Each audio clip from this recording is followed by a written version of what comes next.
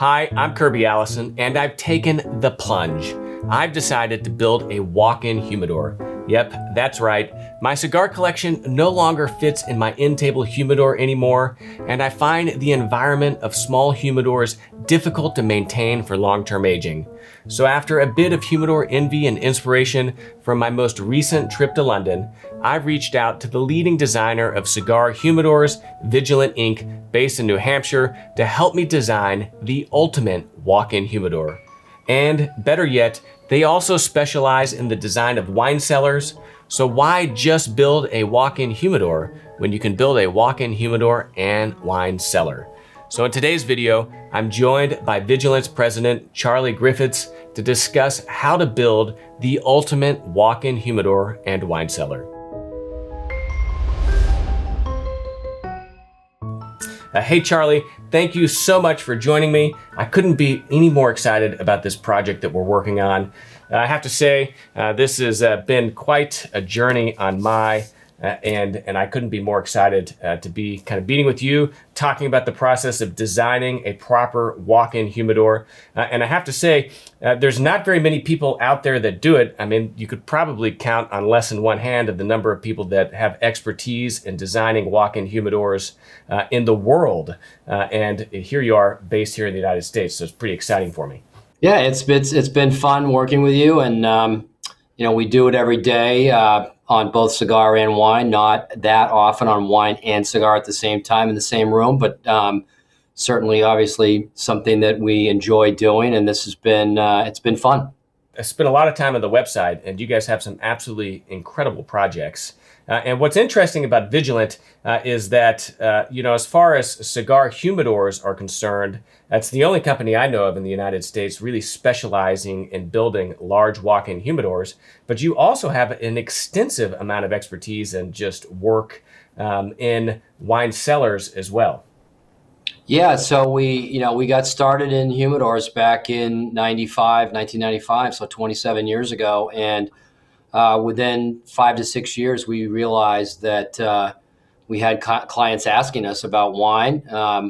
What do they have in common? Well, obviously, they're one of life's great consumables, wine and cigars, and people care a lot about, what they're buying and what they're smoking and or drinking, and they need to take care of it. And at the same time, they want it to be in a beautiful area and presentation, and at the same time they want to be able to sleep at night and travel and go away, and when they come back, their wine and their cigars are properly taken care of, properly stored, and there for them to enjoy. Yeah, well, that's you kind of hit that nail on the head, right? I mean, in my own particular journey, right, I mean, I've got this beautiful in-table humidor that I bought probably 8 years ago. The first one I had was just humidity controlled and not temperature controlled. But then, Right. Here we are in Texas. We had our air conditioning units break, I think, twice during the summer. And next thing you know, my humidor is up above 80 degrees Fahrenheit, which is the Right. point beyond which you really have to worry about tobacco beetles. And so I had to Correct. take all my cigars, empty my humidor, find someone else to allow me to store the cigars in their humidor. And it was this massive hassle. And then I think Right. I ended up having some cigars end up being destroyed from tobacco beetles. And so, in addition to just having a beautiful place to store your cigars, whenever you're aging cigars for years, the environment really it has a large impact on the quality of the aging, but also ensures that you don't ruin your cigars during that process. Yeah, I mean, cigars are, and wine have that in common. I mean, they as they age, they change a little bit in flavor. If there's a cigar that is a lot, it's mouthy and it's really strong and maybe a little raw, with time, it's probably most likely going to get better. It's going to smoke smoother. The flavors mellow with age. Some of it has to do with the ammonia content in the leaves as they are taken out of and they're harvested. And the further you get away from that, as long as it's a quality cigar to begin with, the better the cigar generally is going to get. And very, very similar circumstances with wine as well. And I have customers that know way more about cigars than I do, and I've got customers that know a lot more about wine than I do. And that's what I like, because I learn from people that are incredibly passionate consumers and collectors, and that's one of the things that makes this business so fun. Yeah, I would imagine that in your line of work, like what you said, I mean, you're really dealing with passionate connoisseurs. I mean, wine Absolutely. collectors, cigar collectors, and in order for them to reach the point at which they're reaching out to someone like Vigilant to design a wine cellar or to design a walk-in humidor, they've really, become quite serious in their pursuit of that passion. Yeah, they absolutely have. And generally, they have some stories, some trials, and some tribulations. You mentioned a few with air conditioning situations. I know in Texas, you guys had a cold winter issue, I think a year and a half ago. Most cigar humidors, the ones that we sell, that control temperature, heat, and cool. So if you did have a generator and you had power, but maybe didn't have heat, at least your cigar, while you might not have been warm, your cigars would have been warm. Yeah. Well, that's one of the things that I think has been most surprising to me, as I've begun collecting and aging cigars, is just how difficult it is to actually maintain an appropriate environment for those cigars. I mean, I'd be interested to hear what you have to say, but in many ways, I would imagine it's more difficult for cigars than it is with wine, because wine, I mean, you need the proper temperature that's pretty easy to hit. You need a little bit of humidity to prevent the corks from drying out. But that's kind of it. Whereas with cigars, you've got to really be at a precise temperature, you've got to be at a precise humidity, and those two numbers seem to always be chasing themselves in a circle. They do. And when you're dealing with a customer who doesn't understand that, and why should they if they haven't made it part of their business? But if the temperature's changing, the humidity's changing, and if the humidity's changing, that's not good for your cigar. So as most people know, that the relationship, the 70-70, isn't just sort of a general convenience suggestion by somebody who thought that would be easy for people to remember. At 70 degrees Fahrenheit and 70% humidity, the relationship between those two is the perfect humidity, the actual humidity content of the air for your cigar. So, somebody might say, well, it's 70% humidity and it's no big deal. It's 77 degrees. I don't have to worry about tobacco beetles. They don't really manifest themselves until closer to 80 or getting close. There's going to be way too much humidity in that 78 degree air, and your cigars are going to start to swell.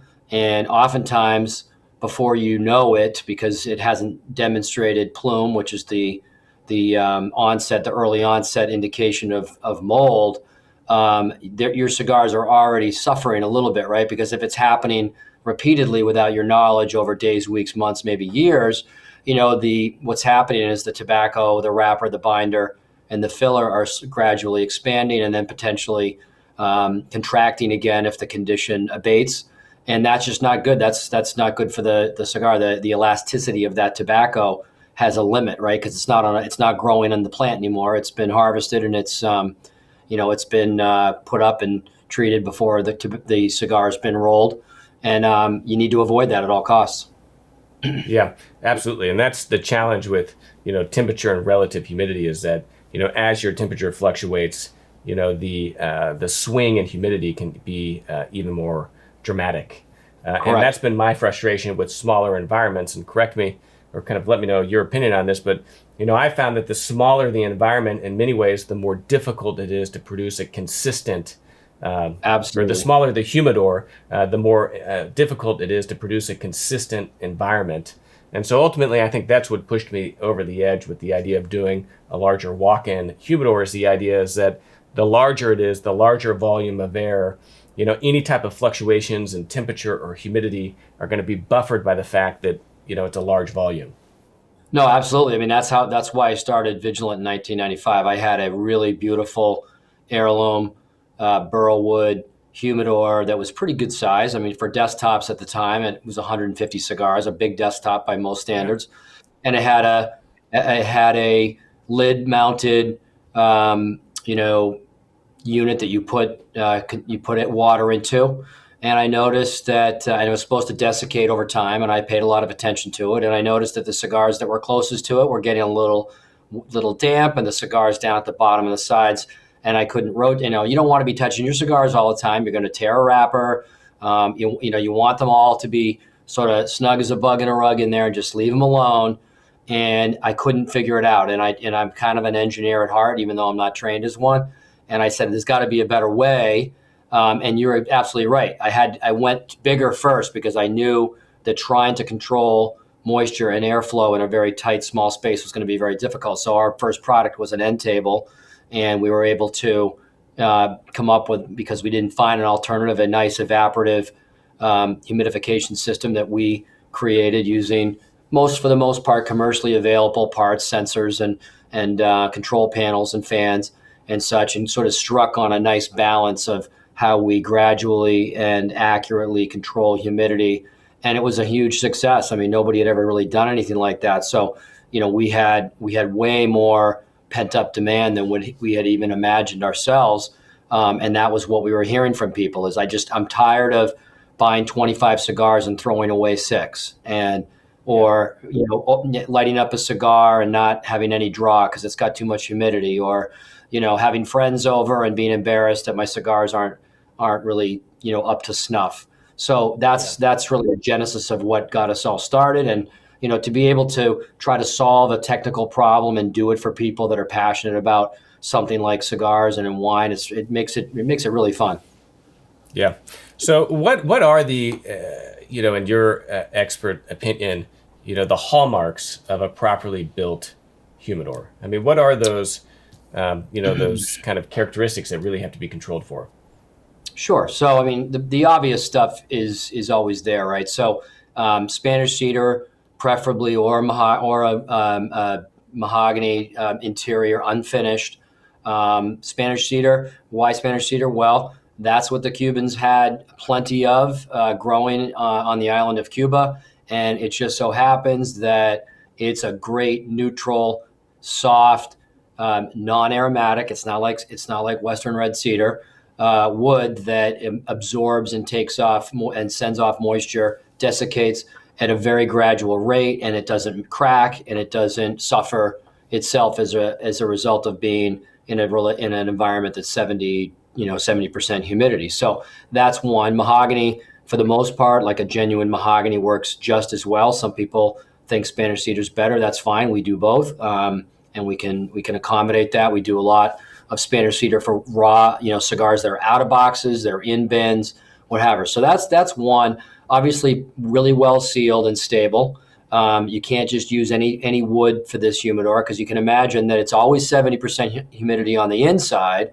But in Texas, in the winter, I would imagine it gets pretty dry. You got heat on in your house.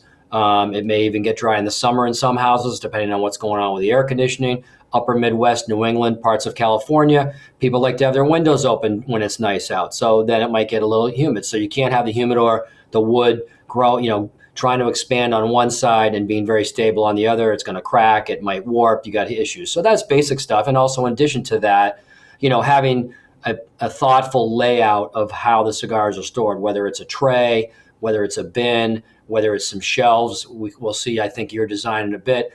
For your box cigars, which I'm always of the mind that, when you get boxes of cigars, you leave the cigars in there if you can. And then where you want to take out cigars as you get in deeper into a box and you want more space, take them out and use your loose cigar storage. So those are the basic things in terms of the construction and the organization.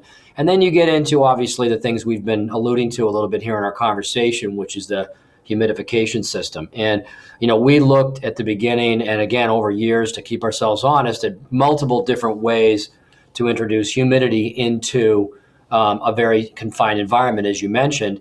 And it just so happens that the simplest way, as is often the case, is the best way. And that's evaporative humidity, using very simple, basic physics of saying, well, we've got water. How do we introduce that water controllably, gently, and in a regulated way into a small environment, or a larger one in your case with a walk-in, and that's just evaporating, in our case, distilled water. We can talk about why in a minute if you'd like, and have it. We use fans to push air across something within the water, a medium of some nature, to allow the air to flow. And actually the medium, as a result, also cleans the air over time. That's why we suggest that people change their wicking filter. So in addition to that, also what you're using for controls and electronics. And back in 95, most of our stuff, we were proud that it was quote unquote solid state. I feel like I'm talking about a 1957 RCA television when I say that now. But what really was critical about that, it was analog control and not quite as easy to use to make it work to our tolerances.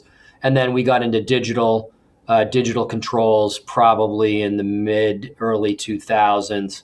When we had the components available, the technology available to do that. So we're able to operate at a fairly tight tolerance, a 2% hysteresis range. So if you set it at 70, for instance, it's gonna bounce between 69 and 71. You have to give it a little bandwidth to be able to operate, because if the fan only had a half a degree, it would come on and off constantly, and it wouldn't really be able to tell what's going on. So it does rise and fall a little bit while it's turned on, but the key part is that its tolerances are tight and that it's accurate and that you're not getting these major swings. So I think that pretty much covers it. Yeah. And so, but the construction of the humidor itself is actually, really important to allowing you to hit those objectives, because whenever I was first looking into this, I said, well, I'll just build my own humidor, right? I could probably do it myself. I'll go, to Lowe's or to Home Depot. I'll just buy, one of those, floor little air conditioning units, to cool the space. And then I can buy, some type of humidifier to run that. But, the more research I was doing, and then I came across Vigilant's website, you very quickly realize that, traditional air conditioning units dehumidify the air in that process of conditioning the air, and would be fighting with the humidification. And so you would never hit your humidification running the AC, or you'd end up with these wide swings where the air conditioning would kick on, it would drop the humidity, and then your humidifier would have to kick on and spike it back up, and you'd constantly be fighting. So, again, one of the things I'm constantly struck by is what, maybe on paper might seem quite easy to achieve whenever technically you get into how you have to build something in order to create that environment is much more difficult than what would initially meet the eye. Yeah, that's very true. I mean, it's air conditioners are built to make people comfortable, not cigars and not wine, right? So the big difference there, especially with you having a hybrid approach here with cigars and wine, is that what we do is for smaller cabinets, we use thermoelectric cooling units, which are not compressor based. They use low voltage directional current to cool down a heat sink, and we move a fan over that. So that process in and of itself does not dehumidify at all. Okay, it creates. There's very little condensate pulled or created when you do that. In a room, you can't use these. They're not large scale. I mean, they were actually invented by NASA in the 60s, and that's what were in spacesuits for the astronauts that landed on the moon. So it was high tech then, and now they're a commodity, but they're really cool. So they're really well suited to control temperature in smaller, maybe a cabinet up to armoire size. And then after that, now you've got to go back and you got to look at something with a compressor in it, like an air conditioner has. However, what a system for cigars and wine will do is it does not drop the airflow into a very, very low temperature state of 37 to 38 degrees, because that will immediately create condensation, which has to be evacuated, and that's dehumidifying. So what these systems do is they gently cool. So they demand larger fan coils and larger fans because they're not as cold, so they still have to move the air. And, again, we're not looking for extreme temperature drops, right? Like, we're looking for cigars to be in the high 60s to low 70s, and wine, depending. We'll talk about your case in a minute where you're doing a hybrid approach, somewhere between 45 for white wines, which most people are not going to do unless it's a separate white wine cabinet, and for red wines, 55 to 65, depending on whether they're long-term storage or they want serving temps. So that's sort of the basic differences and elements of why you need to buy something that's specifically designed for the purpose we're talking about. Yeah, and this is where the design of a humidor and the design of a wine cellar at scale intersect, and that a Correct. lot of the design techniques for a walk-in humidor are quite similar to that of a wine cellar. Like for instance, the type of air conditioning unit that you would use, the Wine Guardian one that you recommended is the same unit that you would use in a walk-in cellar. The humidification is going to be different because our primary focus here is cigars, and then also the way that you insulate and vapor seal it is the same as well. Is that right? Yeah, so that's really critically important, and we have a lot of white paper type stuff on our website, information for people, because obviously we're here in New Hampshire and we're not doing the construction project for you. So we want to make sure you have all the information at your fingertips to make sure that what you're doing is going to work. So didn't do, if you didn't build the room properly, as you mentioned, with the proper insulation and the proper vapor barrier, you could have some serious consequences in terms of what would happen without possibly even your knowledge in your home. So we all know what happens to a cold soda can or a cold beer can when you take it out of the fridge and you bring it out to your patio or poolside. Immediately, the outside of that can starts condensing. You get water vapor turning to liquid right on the surface of the aluminum can. Well, that could actually happen inside your walls of your home in exactly the same way, but doing it in a captive area in a stud wall, and you may not know it for a long time. And we all know how tough it is if you start getting mold problems and what can happen there. So essentially, putting a vapor barrier on the warm side of the wall or inside the wall, and then the insulation, and then your cold space, that prevents that vapor barrier, that Coke can concept from happening inside your wall. It's called reaching the dew point, and you cannot have a situation where you're reaching the dew point in your house or in your building. And again, most of the time, you're not going to be able to tell until you start to see mold forming somewhere. So sticking to that, it's not that complicated, it's not that expensive, but it's very important. Yeah. And how is that done? I mean, what is the best way to insulate and provide that vapor barrier? So the easiest, simplest way to do it is to have your stud bay walls open on the inside, on the side where during construction or renovation, where your wine room, cigar room is going to be, and get a contractor to come in and do closed cell foam insulation. They come in with a gun and they blow it in, and then they cut out the extra material, and then you're done. The closed cell foam acts as a vapor barrier and an insulator, and it also has a very high R value, and that would be especially desirable in a 2x4 wall versus a 2x6 wall where you could fit more insulation. So that's number one. It's a little bit more expensive and maybe harder, to find someone to do it. If you're a DIYer or your contractor wants to do something different, you need to put up like 6 mil poly on the warm side. So let's say, behind the drywall on the other rooms, and then you can use, traditional pink or whatever craft face bat insulation, fill that all up so you make sure that you're not letting cold air reach the warm air, and then the plastic prevents vapor from getting to the warm side and turning to liquid. So if you do that, you're either one of those ways, it works perfectly. Fascinating.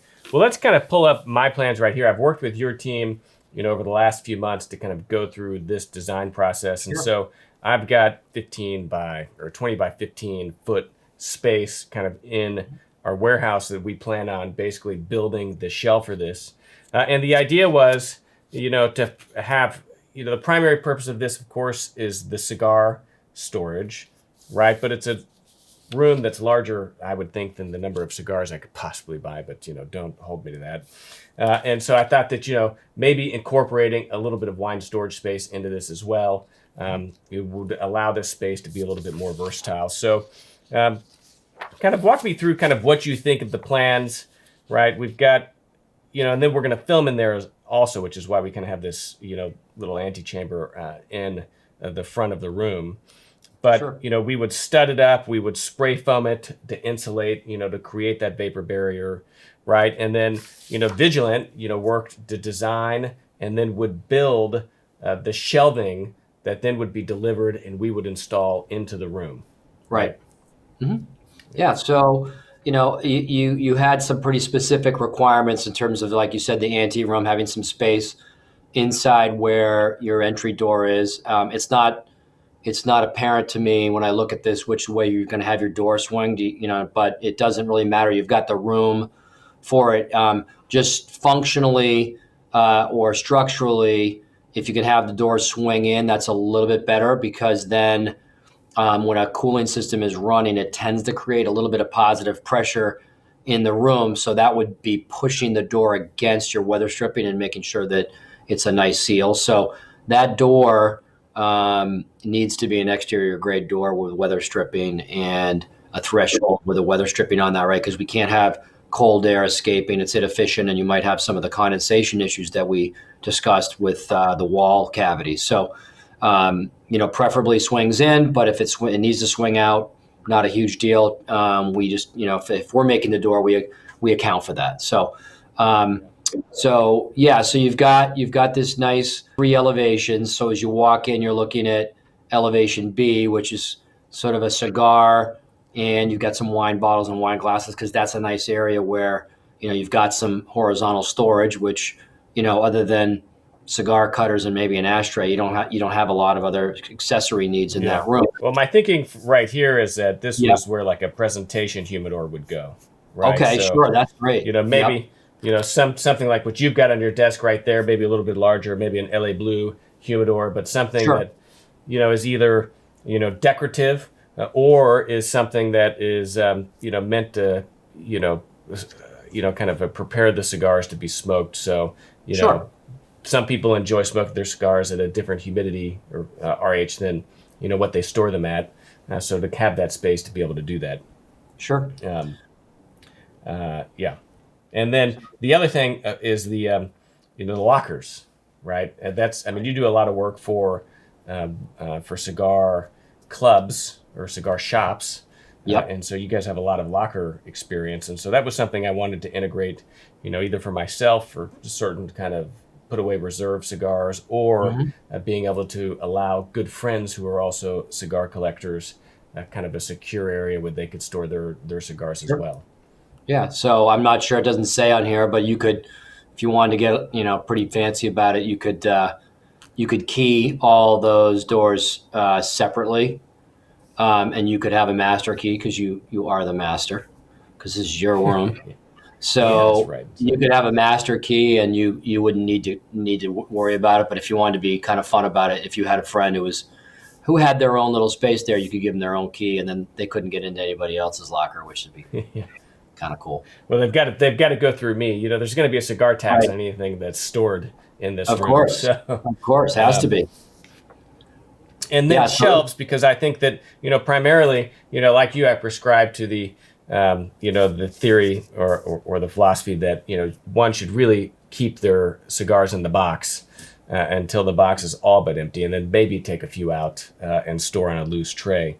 But that's really kind of how I see myself storing my cigars, is primarily in the box. And I think there's very few things. The only thing more beautiful than a box of cigars is a cabinet. No, that's right.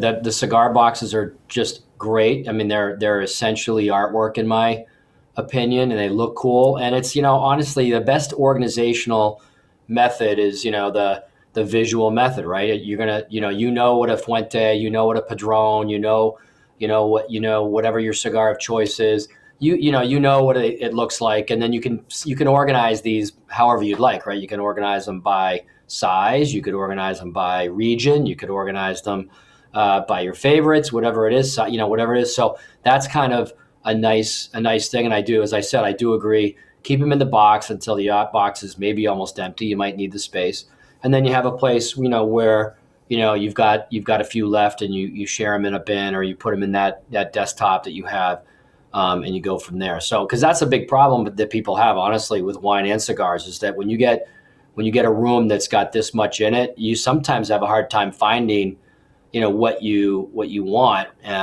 Sometimes it's because you had a party and you smoked and drank what you don't remember you smoked and drank, and then you said, I know it's here somewhere, and it's not. It's been consumed. So I really like what you came up with there, and I think it is going to look great. Yeah. It sounds like you've got a lot of experience with this, with the different organizational methods, having probably reorganized your cigars a few times over. I have done that, and I've been in a lot of people's wine and cigar rooms, and they've told me that pretty much every single time. So it's a common theme. Yeah.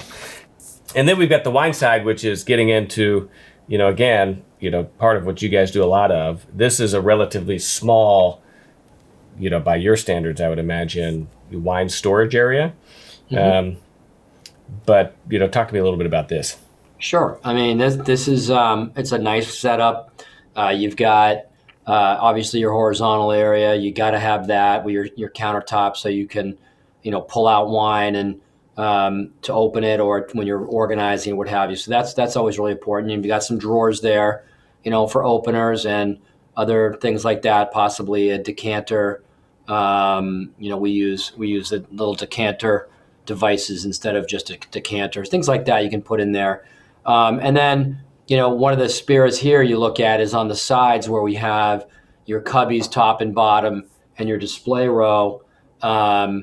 You've got it very, easily organized because of you've got 1, 2, 3, 4, 5, 6 displays, and then you've got the cubbies up above and below that can match up, right? So if you buy a case of wine, you put one in the display and you put bottles above or below, and that helps you kind of keep track, because as you have here, you've got cork forward, which is great, but cork forward, it's hard to tell what that wine is, right? Because a lot of companies share the same foil color, or they don't use a foil at all. They're using something on top of the cork. So it's very well organized, and I just like cubbies because they work really well. The bottle, unlike some other racks, you're not going to tear a label. And there's a lot of wood showing, which is really nice. And then you've got your bins down below in the center. And what's great about bins is two things. One, you can fit most of the bins you've got there. You can fit a case in, even the ones that are the diamonds, the smaller diamonds. And then if you have individual ones that are remnants, like we talked about with cigars, you got 1 or 2 left, you might designate a couple cubbies there where you say, this is where, when I get down to 1 or 2 bottles, I'm going to stick them down here with some of their friends. And then I'm going to, know where they are, and they don't need to be vertically stacked with my display row groupings like that. So it's a nice design. You've got some place for glasses, and it's all matching. The wood's all the same for your cigars and your wine, which is going to look really great. And you got some lighting in there too, which is nice. So we use LED lighting. It's a warm 2700 kW, which is standard. That's an Edison light bulb color. And again, it's very low UV emitting because it's an LED and not an incandescent bulb. And it doesn't generate much heat at all, which is really a huge, huge benefit. Yeah, I'm sure that LED has really kind of changed the thermodynamic design of a lot of your humidors, right? And making it much lower load. Much better. So much better. Yes. Yeah. And so, I mean, again, visually beautiful. I mean, whenever you look to a humidor or wine cellar design, I mean, do you prefer the individual cubbies, or are there a bunch of different, is how you store your wine totally up to personal preference, or do you guys see any type of, trends? Yeah, sure. I mean, it's a combination of both. I mean, people that buy a lot of rare or sought after wine, they're going to be a little bit like you are, Kirby, with cigars. They're going to keep those wines don't come in cardboard boxes. They come in wooden boxes or wooden crates, and they're going to keep them in there for a long time. They may choose, which some people do, not to keep that case of wine, or they buy 2. And for one reason or another, they get into one and they're like, I don't want this wine in the long term. And there's a very active and robust secondary market for wines, a community of people that are out there that you can either reach out to and say, does anybody want this? And it doesn't mean that it's not a good wine. It means it's not for you, or you have other wine you want to buy. So we would normally have a lot, or not normally, but oftentimes have a lot of wood case storage, which are more like the shells that you have your cigars on. And those boxes are cool too. They're burned. They have a burned in, logo with the name of the winery on it. And again, a very good organizational tool. You got 12 bottles in there, you know they're in there. You're not drinking this, Bordeaux. You're not even thinking about drinking this Bordeaux for 6, 8, 10, 12, 15 years. So there you go. Leave it where it is. A lot of times people aren't buying wine by the case. They can't get it, or they find 6 bottles or 8 bottles or 2 bottles of something they want, and the cubbies or the individual racking are great for that. One of the things here I see is that you have, there's actually 2 different cubby size openings. Believe it or not, there's actually more than that if you're talking about magnums and larger bottles. But Bordeaux bottles are smaller in diameter than a Burgundy bottle by probably about a half of an inch. So you can imagine a Bordeaux bottle is one of the bottles where it has a very high neck, a very high shoulder, and a very short neck. And then a Burgundy bottle has a long neck that slopes down to a more bulbous body. So, why wouldn't you just put the bigger opening for the smaller bottle? Because believe it or not, we have customers who are so concerned with how many bottles they're going to get into their space that extra half of an inch multiplied by 10, 20, 30, 40, 50, 60 rows of bottles adds up to hundreds of bottles in terms of capacity of the cellar. So that's what's challenging about this and fun, is that sometimes we're talking about a big room, but we're working down to 0.25 inches sometimes to make sure that everything is going to fit. So the 2 things, wine and cigars, that I think we're coming at some themes here, right? In terms of how they're stored, how you keep track of them, sort them, look at them, take care of them. Very similar. Yeah. What's the largest private cellar you've built? Probably 45,000 bottles. Yeah. That's amazing. So and big. A lot of that, I would imagine, is stored in cases. A lot of it's stored. The vast majority is stored in cases. Correct. Yeah. And are those cases, on shelves, right, or stacked on the floor, or kind of a combination of both? Almost never on the floor. Bottles is like almost never on the floor. Always off the floor. You never know when there's a broken water pipe or a leak somewhere. So nobody wants their wine on the floor if they can help it. So generally, it's off the floor on shelving. The shelving needs to be, very sturdy. Some people are more looking for utilitarian value, sturdy, strong, not worrying about scratching it. I'm here to store wine. Other people want something that's a little bit more aesthetically pleasing, but it still has to be super strong. When you look at that wall of wine right there in your cellar, you probably have a wine bottle averages 3 pounds a piece. So you're looking at probably 500 to 800 pounds of wine there. So you've got to build it on a strong floor, and then what's holding it needs to be, well constructed. Yeah. So the last thing you want to do is walk into your wine cellar and find a bunch of grape juice on the floor. The very last thing you want to do. Correct. Yeah, I would imagine you've never gotten one of those phone calls before. I haven't, but we just did a job on Tuesday in LA, and the customer it's a very tall and skinny installation, and the customer was really concerned about earthquakes. So it's not, it's a consideration for anywhere. But if you live in Tokyo, LA, West Coast, places that are concerned about, earthquakes and things like that, it's a real consideration. Mm-hmm. Any favorite projects as you look back on your career?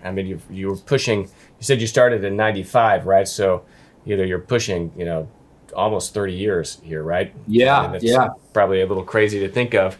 But as you look back on some of your favorite projects, what have been some of your favorites?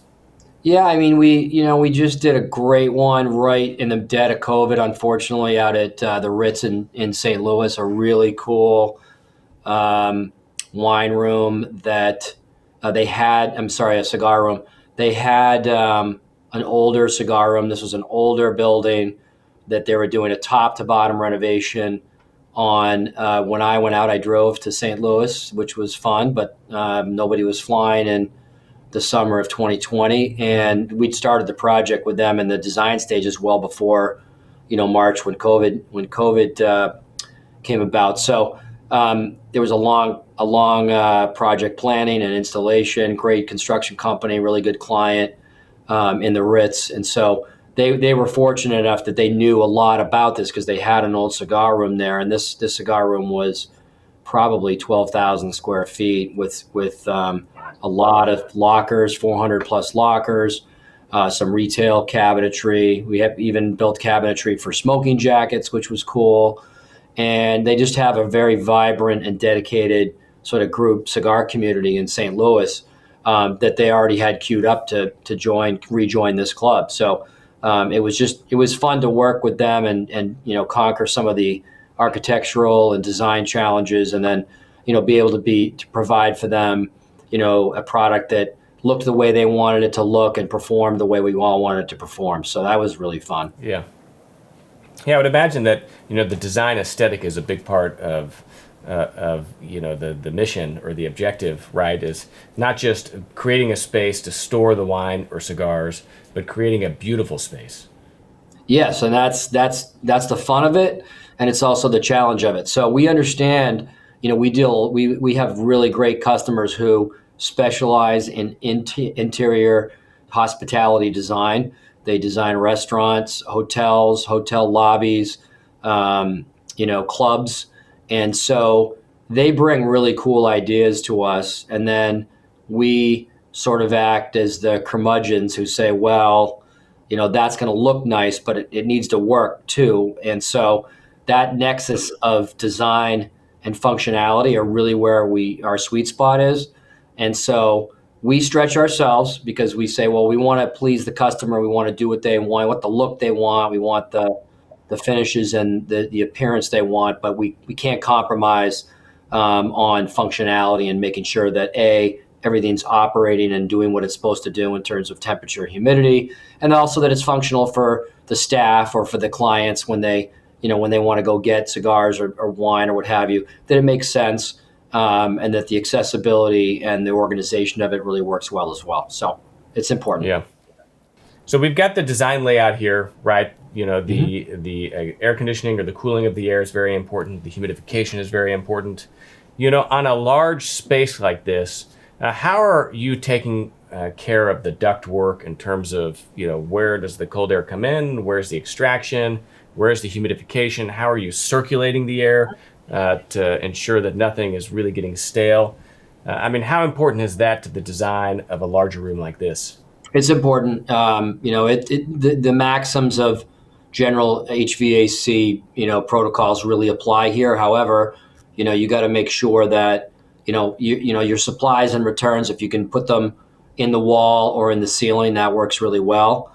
Since we're cooling, the ceiling or high in the walls where you want the cold air to come in, right? Because warm air rises and pushes the cold air down. So that automatically creates a convection mix effect, which is ideal. If you were pumping the cold air on the floor, you'd have a stratification. You'd have it substantially colder down around the floor than you would above, unless you had additional mixing fans or something like that. The other part is you want to have the supply and the return, strategically placed away from each other so that, you're bringing cold air in and the return air out and sort of creating a flow there. And then obviously you don't want the supply to be too close to the cigars or the wine because then they would be, particularly wine, because it has a bottle with liquid in it, has a high thermal load component. So if you had cold air blowing on that wine, it would stay cold. It wouldn't get that warm because it doesn't give off the temperature. So cigars, we just don't want to cool the cigars down. It constricts the tobacco inside the cigar, and you don't want that. So high up, airflow not near the sources, which in your case are on three walls on the perimeter. So a logical place would be sort of the center towards the back wall where the cigars are, but not too close, and then you return, in the ceiling or high on the wall near your door. Okay, so you would basically pipe in the cool air, the supply, in the back of the room and bring it forward towards the door and then take it out? Right. You could do the opposite if you had a constraint, but I'd prefer it that way. And then with any system, you can designate your through your controls. You can say, I want the fan to run only when the cold air is being presented, or I can have my fan run on all the time. Auto would be only coming on with the cooling unit, and you could leave your fan on constant, and that would be exchanging air even when the cooling isn't calling, and that gives you a really nice mixes too. So, and you're not in there a lot, so hearing a little fan running is not going to bother you any. Yeah. What about the humidification? I mean, where is that coming in, and how's that being distributed? Okay, so you definitely don't want the humidification in this room in the back center where you've got the cooling. You want to keep away from where the cold air is because you could create a condensation environment that we kind of discussed about with the Coke can concept. And you just don't want it locally getting mixed into the air, the air supply air. So I would put it, again, probably, on that top wall near your door. And, if your fan is on constant that I recommended, great way to mix your humid air. But humidity spreads out pretty well in constantly controlled air, right? So if you had a lot of variations, you might be worried about it. But a single source, there's no supply and return with a humidification system on its own. It's going to, in this case, it's going to present the humidity into the room, and it's going to do that whenever the humidistat asks it to. So there are systems that do have supplies and returns, but in this application, that doesn't really make any sense. Yeah. What type of humidifier would you recommend? So for this is a larger room. I think we talked about that Nortec system. I think the company has been bought. I sent you guys the information for it, but the system is still called a Nortec. And for a large space like this, I mean, you've got, 13 plus feet by I think that's 8 feet. That's off my screen there. But I think that's a really good system. It's a cold steam system. It's a little bit different than evaporative system. Evaporative systems are a little tough to use in a bigger space. They just have a hard time with capacity. And so something like that really works well. And it diffuses really well into the air and dissipates very evenly. Yeah. And is this something that's mounted into the wall or outside the room? It can be surface mounted on the wall. It can be surface mounted on the wall, or I believe, I was looking at the specs last night I believe it can be mounted in the wall with a fairly low profile, and it's got a nice cover on it, so it looks pretty nice. Well, the next element of the design process here, we've had time to work on the plans. I have to say I'm really happy with how these turned out, is selecting the wood and the varnish, right? So you guys sent this nice box we have right here with a bunch of different wood samples in it, right? Or this is the same wood, so but with different varnishes, right? So right. Let's pull these out. And so again, how would you recommend, I mean, given the application here, the type of wood we're using and then how it's finished to ensure that, since the primary goal here is the storage of cigars, that we're doing that as best as possible? Yeah, so since you're doing a room, and you're not storing a lot of loose cigars, and most of the cigars in their boxes, an inside of a humidor, a smaller end table size humidor, we're not going to finish the interiors because the unfinished wood acts as a stabilizer for the humidification system. In your case, that's not really necessary, and you want some curb appeal. So we're gonna be finishing the interiors and the exteriors of these things the same, right? Because most of your interiors are exposed, right? You've got open shelving, and you've got some lockers. I mean, we could talk about not finishing the interior of the lockers, and that could be effective, which is simple to do. And their desiccant effect, their ability to absorb and release moisture and stabilize would be a marginal benefit.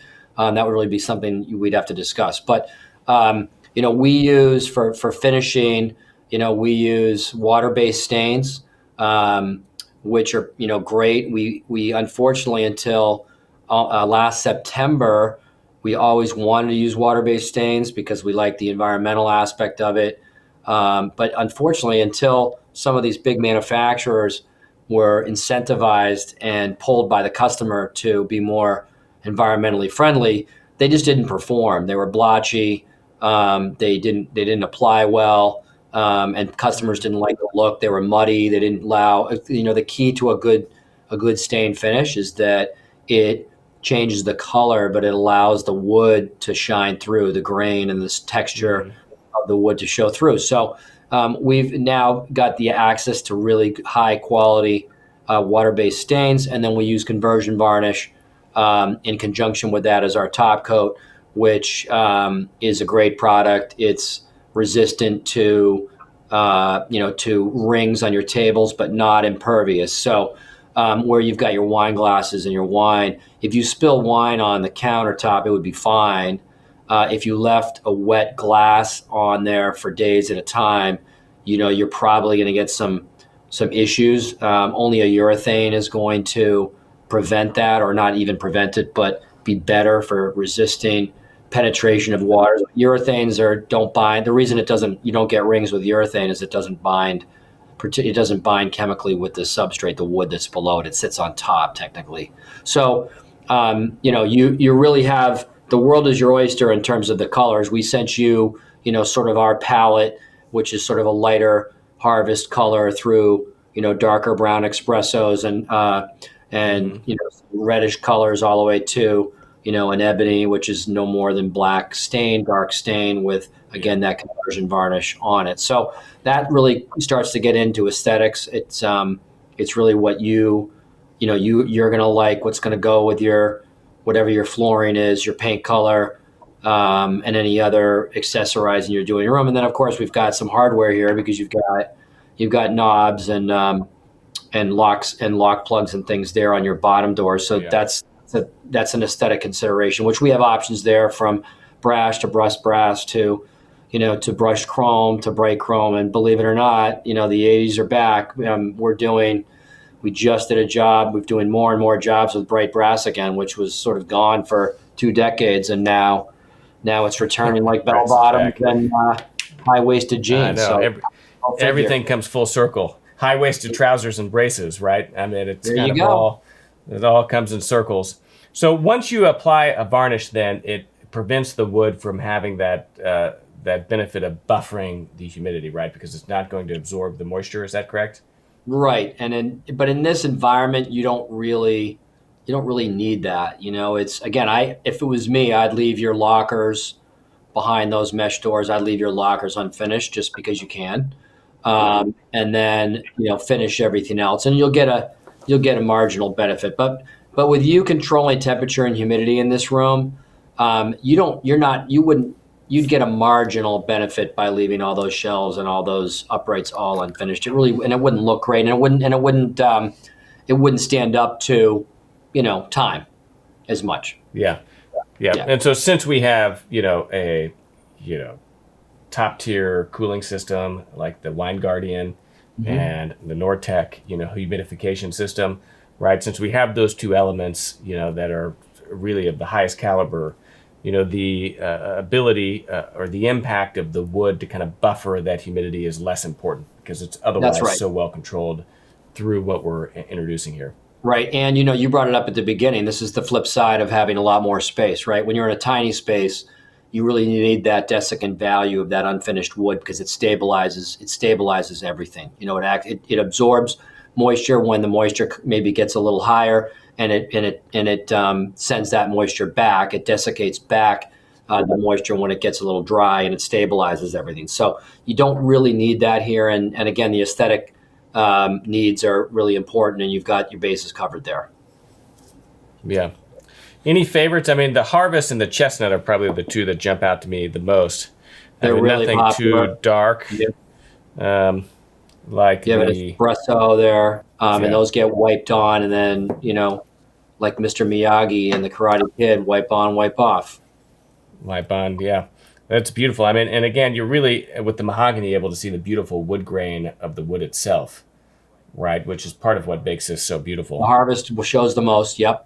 So you're going to, it sounds like you're going to keep this room, we can't satisfy both masters here, being cigars and wine, and keep this in the traditional long-term storage wine temperature of 55 degrees Fahrenheit, because below 59 degrees Fahrenheit, you can't maintain that 70 humidity level that you need for your cigars. So you indicated to me that, you're fine with 64, 65 degrees, something in that range. Is that correct? Yeah. Yeah, I mean, I would prefer for longer term storage of the cigars, just as with wine, is to store it at a lower temperature, Yep.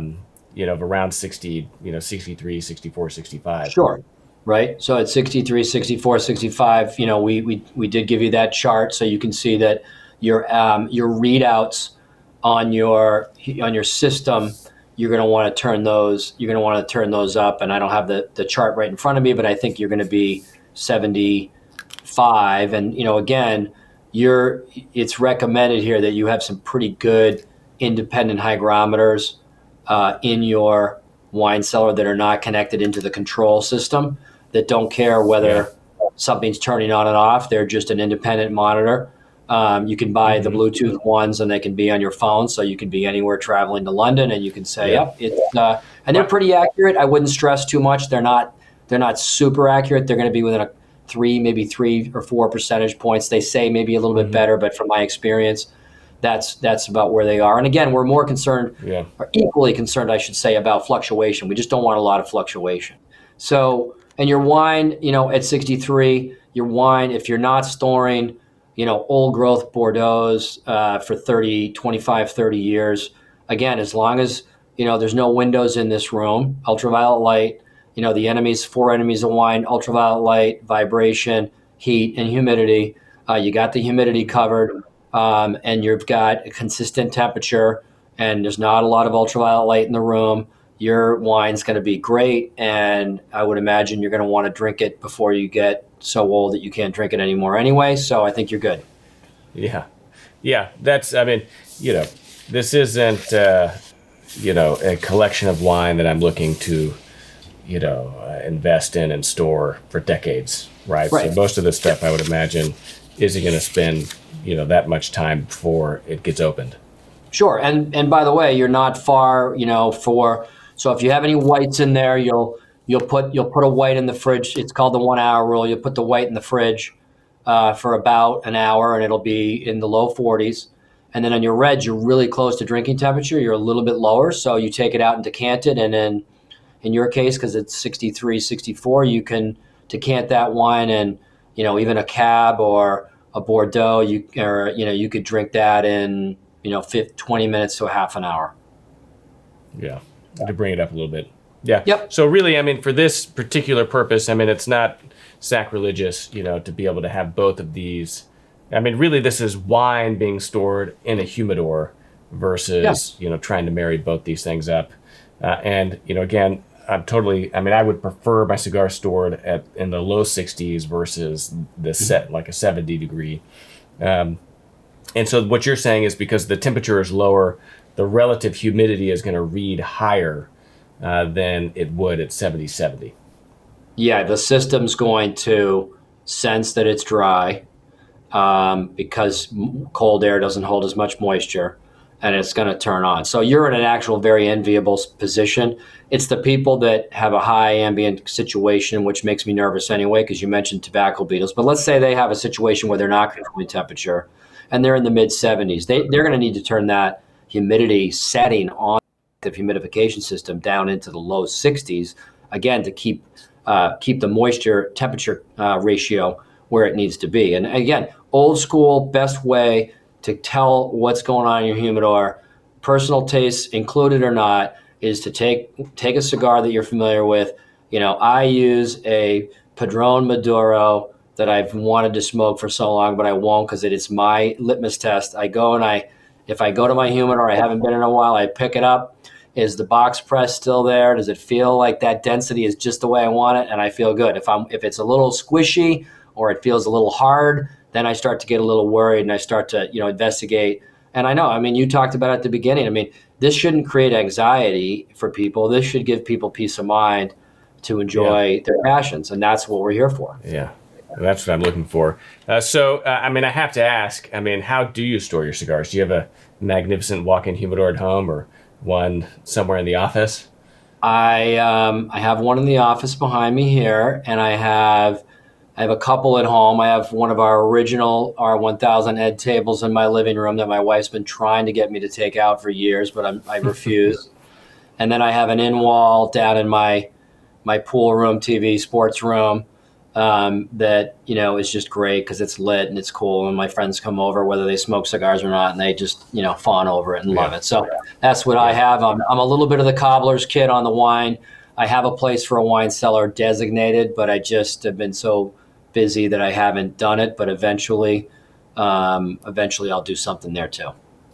Yeah. And do you smoke inside? Are you able to get away with that? I am not. I have customers that have literally bought dogs to walk so they could smoke their cigars. We had a customer who was a retired professor from Columbia in New York City, and he was the greatest guy. And he called me one day and he goes, "I finally broke down and bought a dog." And I said, "Why? You don't like dogs?" He says, "I know, but I take my dog for a walk every night and I smoke a cigar, and that's how I do it." And I said, "Okay, well, I guess that's one way." That's how he gets his permission. Yeah, I like That's how he gets his permission. Yeah. He walks the dog and gets his cigar. So, yeah, not in my house yet. I probably could do some type of air purifying system. I know there's a lot of really good ones out there, but hasn't gotten on. Well, we filmed an entire video. I'm happy. One of my greatest kind of indulgences is the fact that I can smoke in my office, and I put a lot of work into designing what I think is probably one of the best air filtration systems that I've ever seen. I mean, truly industrial grade air filtration. It's incredible. Great. It's capable of 2,000 cubic feet a minute of air circulation through 125 pounds of carbon and a huge HEPA air filter. And so I think in this room, whenever it's running, it turns the air every 3 to 4 minutes. Wow. So you can smoke in here. It's quiet, and there's absolutely no perceptible smoke. It's amazing. Great. That's great. And we're building a house, and my one non-negotiable is that I can smoke in the study, and I'm still diligently working away on trying to figure out how exactly I'm going to achieve that without upsetting the family. It's important. And then I'm going to have a beautiful walk-in humidor here in the office that I couldn't be any more excited about. Nice. Well, Charlie, hey, thank you so much. So we've got the design plans here. What's next, in this process? How long does it take to construct this? And then, how does it get to me and how do I install it? Yeah, so we're ready to go. If you have any last minute tweaks to this, obviously we will do that and get you to review it with one of our consultants and sign off on it. And then then it goes into our other side of our design department, which creates the engineering that creates all the shop drawings for everything based on the plans. And then it actually goes out into the plant in a couple different directions depending on what part of it that it is. And then, our lead times right now are about 8 to 10 weeks on something like this. And that's sort of gives us a buffer to, get your stuff in order, or any specialty hardware, get your finishing done. And then we put it together essentially and then break it down so that it's not a cajillion dollars to ship, and label everything with very, very detailed labeling, very detailed instructions, very detailed bill of materials, and obviously great plans and instructions. So those all go with hardware, and those all get very purposefully and thoughtfully packed into, and they'll end up actually on some type of a pallet and sent down to you. Any kind of local contract and mount it to the wall and, put it together. Like Legos, you want to know somebody that you want to have somebody that's a pretty skilled carpenter to do this, just because fit and finish is vital. Yeah. Okay. Excellent. And then we'll talk with your team, right? They're available to provide guidance. You have the white papers in terms of, again, the specifics on how to make sure that we get this shell properly built to provide the thermal insulation, but also the vapor barrier. Correct. Yeah. Great.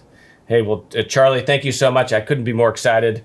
This is going to be an absolutely beautiful piece of art that to install, and I can't wait to see it finished, be able to light it up, put some bottles of wine on the racks and some cigars, and get to enjoy this beautiful piece of work. So, Charlie, thank you so much.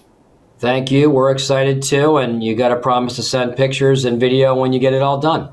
Yeah, well, you've got to come down and smoke a cigar. Okay, deal. You can have your pick. Okay. Great. Well, thank you so much. So excited to be able to see this come together. It's been, something that I've been, working in the back of my mind, for years. The idea of ultimately building a walk-in humidor, and so this is something I'm really looking forward to. We are too, and I thank you as well, Kirby.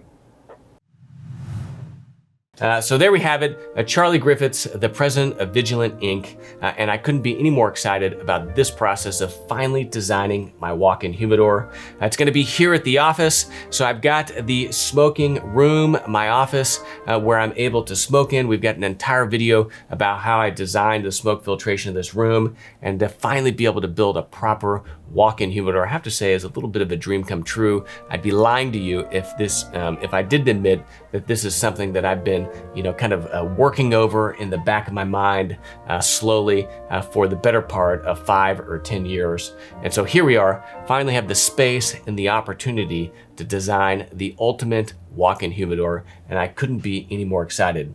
And now Vigilant, based in New Hampshire, what I find particularly interesting about them, and the reason I chose to go with Vigilant, is the fact that they actually started with the construction and design of walk-in humidors back in 1995.